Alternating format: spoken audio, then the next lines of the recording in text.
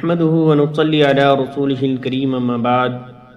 سامعین گرامی، حضرت حوا علیہ السلام یہ حضرت آدم علیہ نبینا علیہ السلام کی بیوی اور تمام دنیا کے آدمیوں کی ماں ہے۔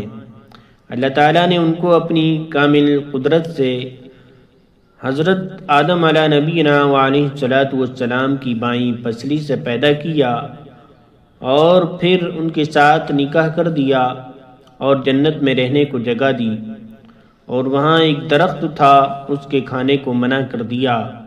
انہوں نے غلطی سے شیطان کے بہکاوے میں آ کر اس درخت سے کھا لیا۔ اس پر اللہ تعالیٰ کا حکم ہوا کہ جنت سے دنیا میں جاؤ۔ دنیا میں جا کر اپنی خطا پر بہت روئیں۔ اللہ تعالیٰ نے ان کی خطا معاف کر دی اور پہلے حضرت آدم علیہ نبینا علیہ السلام سے الگ ہو گئی تھی۔ اللہ تعالیٰ نے پھر ان سے ملا دیا، پھر دونوں سے بے شمار اولاد پیدا ہوئی۔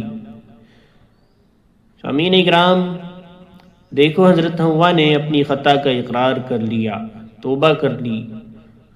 بعضی عورتیں، بعض بھائی اپنے قصور کو بنایا کرتے ہیں اور کبھی اپنے اوپر بات نہیں آنے دیتے، اور ایسی تو بہت ہیں جو گناہ کر رہے ہیں، ساری عمر کرتے رہتے ہیں، اس کو چھوڑتے نہیں، خاص کر غیبت اور رسموں کی پابندی۔ اس لیے میرے دوستو، ان بری عادت کو چھوڑ دو۔ جو خطا و قصور ہو جائے اس کو فوراً چھوڑ کر توبہ کر لیا کرو۔